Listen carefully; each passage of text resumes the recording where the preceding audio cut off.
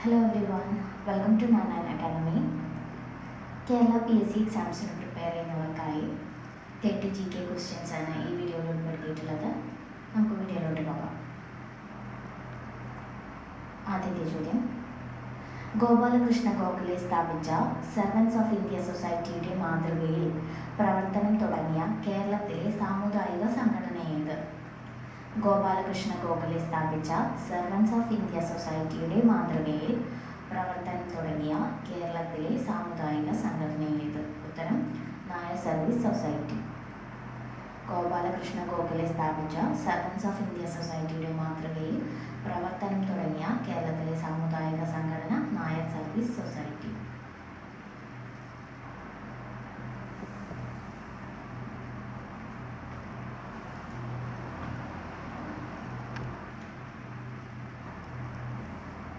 രണ്ടാമത്തെ ചോദ്യം, പഴശ്ശി കലാപം അടിച്ചമർത്തിയ ബ്രിട്ടീഷ് സബ് കളക്ടർ ആര്? പഴശ്ശി കലാപം അടിച്ചമർത്തിയ ബ്രിട്ടീഷ് സബ് കളക്ടർ ആര്? ഉത്തരം തോമസ് ഹാർവേ ബാബർ. പഴശ്ശി കലാപം അടിച്ചമർത്തിയ British sub collector Thomas Harvey Babur.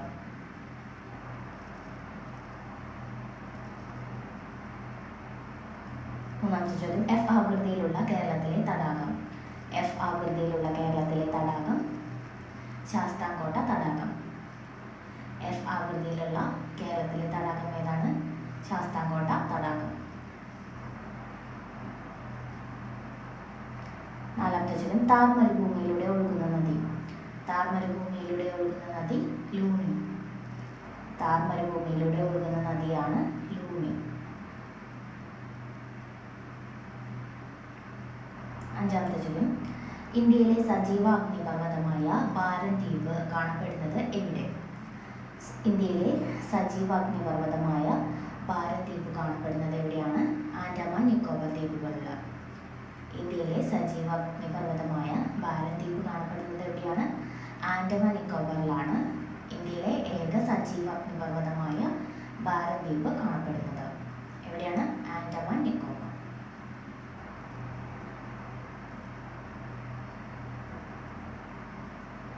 ആറാമത്തെ ചോദ്യം, ഇന്ത്യയിലൂടെ കടന്നു പോകുന്ന പ്രധാനപ്പെട്ട അക്ഷാംശ രേഖ. ഇന്ത്യയിലൂടെ കടന്നു പോകുന്ന പ്രധാനപ്പെട്ട അക്ഷാംശ രേഖ ഏതാണ്? ഉത്തരം ഉത്തരായന രേഖ. ഇന്ത്യയിലൂടെ കടന്നു പോകുന്ന പ്രധാനപ്പെട്ട അക്ഷാംശ രേഖ ഏതാണ്? ഉത്തരായന രേഖയാണ് ഇന്ത്യയിലൂടെ കടന്നു പോകുന്ന പ്രധാനപ്പെട്ട അക്ഷാംശ രേഖ.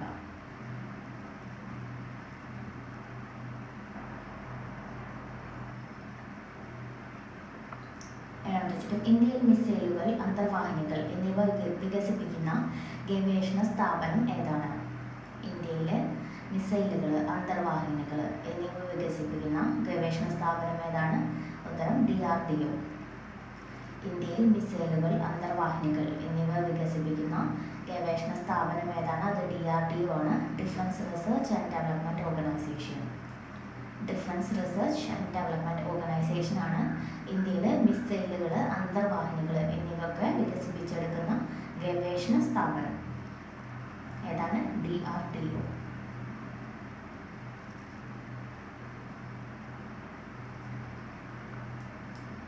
എട്ടാമത്തെ ചോദ്യം, പഞ്ചായത്ത് രാജിന്റെ പിതാവ് എന്നറിയപ്പെടുന്നത് ആരാണ്? പഞ്ചായത്ത് രാജിന്റെ പിതാവ് എന്നറിയപ്പെടുന്നത് ബൽവന്ത് റായ് മേത്ത. പഞ്ചായത്ത് രാജിന്റെ പിതാവ് ബൽവന്ത് റായ് മേത്ത. ഒൻപതാമത്തെ ചോദ്യം, ഇന്ത്യയിൽ നിലവിലുള്ള ഔദ്യോഗിക ഭാഷകളുടെ എണ്ണം. ഔദ്യോഗിക ഭാഷകളുടെ എണ്ണം 22. ഇന്ത്യയിൽ നിലവിലുള്ള ഔദ്യോഗിക ഭാഷകളുടെ എണ്ണം എത്രയാണ്? 22.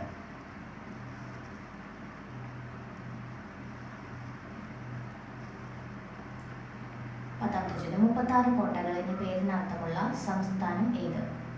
36 കോട്ടകൾ എന്ന പേരിനർത്ഥം വരുന്ന ഒരു സംസ്ഥാനമുണ്ട്. ഏത് സംസ്ഥാനമാണത്? ഉത്തരം ഛത്തീസ്ഗഡ്. ഛത്തീസ്ഗഡ് എന്ന പേരിനർത്ഥം എന്താണ്? 36 കോട്ടകൾ. 36 കോട്ടകൾ എന്നർത്ഥം വരുന്ന പേരിനർത്ഥമുള്ള സംസ്ഥാനം ഏതാണ്? അത് ഛത്തീസ്ഗഡാണ്.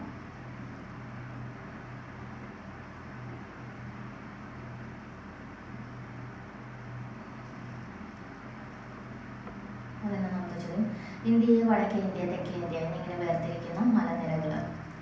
ഇന്ത്യയെ വടക്കേ ഇന്ത്യ, തെക്കേ ഇന്ത്യ എന്നിങ്ങനെ വേർതിരിക്കുന്ന മലനിരകൾ വിന്ധ്യ പർവ്വത നിരകൾ. ഇന്ത്യയെ വടക്കേ ഇന്ത്യ, തെക്കേ ഇന്ത്യ എന്നിങ്ങനെ വേർതിരിക്കുന്ന മലനിരകൾ ഏതാണ്? വിന്ധ്യ പർവ്വതനിരകൾ.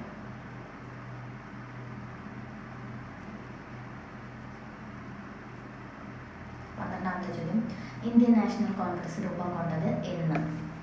ഇന്ത്യൻ നാഷണൽ കോൺഗ്രസ് രൂപം കൊണ്ടത് എന്ന്? ഉത്തരം 1885 ഡിസംബർ 28. 1885 ഡിസംബർ 28-നാണ് ഇന്ത്യൻ നാഷണൽ കോൺഗ്രസ് രൂപം കൊണ്ടത്.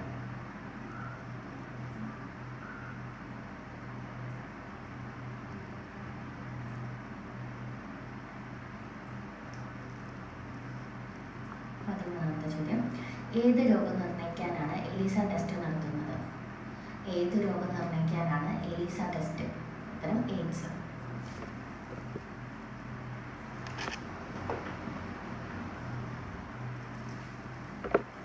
ഏത് രോഗം നിർണ്ണയിക്കാനാണ് എലിസ ടെസ്റ്റ് നടത്തുന്നത്? എയ്ഡ്സ് രോഗം നിർണ്ണയിക്കാനാണ് എലിസ ടെസ്റ്റ് നടത്തുന്നത്. 14ാമത്തെ ചോദ്യം, കാക്കേ കാക്കേ കൂടെവിടെ എന്ന ഗാനം രചിച്ചത് ആരാണ്?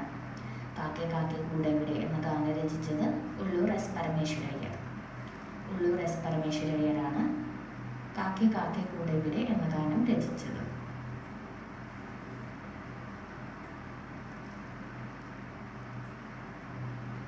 15ാമത്തെ ചോദ്യം, ദാരിദ്ര്യ നിർമ്മാർജ്ജനം ലക്ഷ്യം വെച്ചുകൊണ്ടുള്ള പഞ്ചവത്സര പദ്ധതി ഏതായിരുന്നു? ദാരിദ്ര്യ നിർമ്മാർജ്ജനം ലക്ഷ്യം വെച്ചുകൊണ്ടുള്ള പഞ്ചവത്സര പദ്ധതി ഏതായിരുന്നു? ദാരിദ്ര്യ നിർമ്മാർജ്ജനം ലക്ഷ്യം വെച്ചുകൊണ്ടുള്ള പഞ്ചവത്സര പദ്ധതി 5ാം പഞ്ചവത്സര പദ്ധതി. 5ാം പഞ്ചവത്സര പദ്ധതിയുടെ ലക്ഷ്യം ദാരിദ്ര്യ നിർമ്മാർജ്ജനം.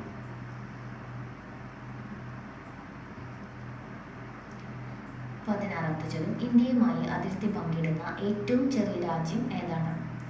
ഇന്ത്യയുമായി അതിർത്തി പങ്കിടുന്ന ഏറ്റവും ചെറിയ രാജ്യം ഭൂട്ടാൻ.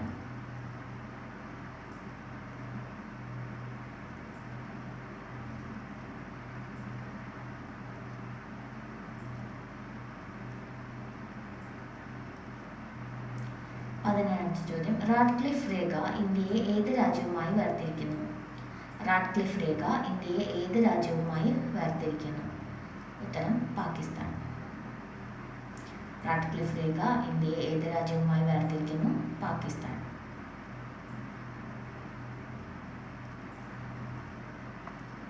18ാമത്തെ ചോദ്യം, ദേശീയ വനിതാ കമ്മീഷൻ നിലവിൽ വന്ന വർഷം? ദേശീയ വനിതാ കമ്മീഷൻ നിലവിൽ വന്ന വർഷം 1992.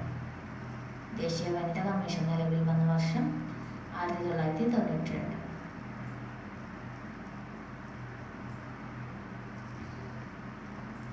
19ാമത്തെ ചോദ്യം, ഡോക്ടർ പൽപ്പു ആരെയാണ് ചിന്നസ്വാമി എന്ന് വിളിച്ചിരുന്നത്? ഡോക്ടർ പൽപ്പു ആരെയാണ് ചിന്നസ്വാമി എന്ന് വിളിച്ചിരുന്നത്? കുമാരനാശാൻ. ഡോക്ടർ പൽപ്പു ആരെയാണ് ചിന്നസ്വാമി എന്ന് വിളിച്ചിരുന്നത്? കുമാരനാശാൻ.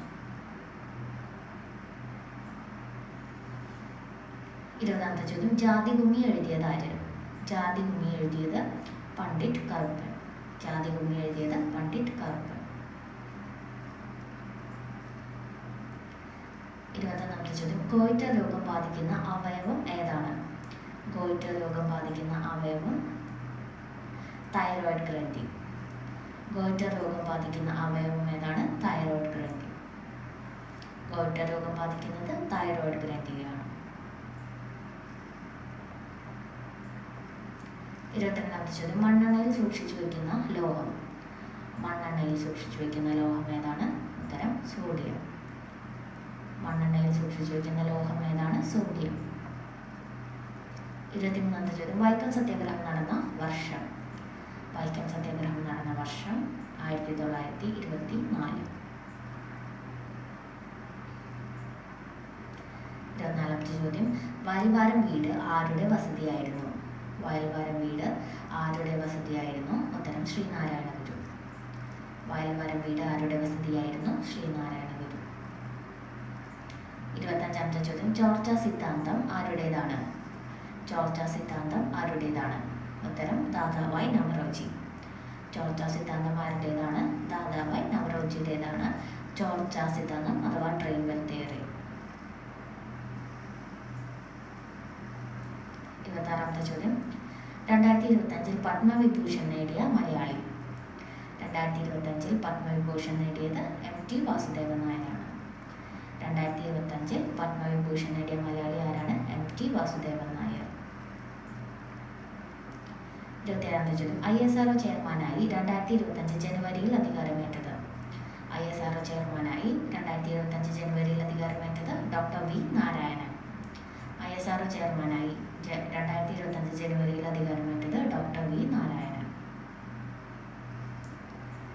28ാമത്തെ ചോദ്യം 38ാമത് ദേശീയ ഗെയിംസിന് വേദിയായ സംസ്ഥാനം?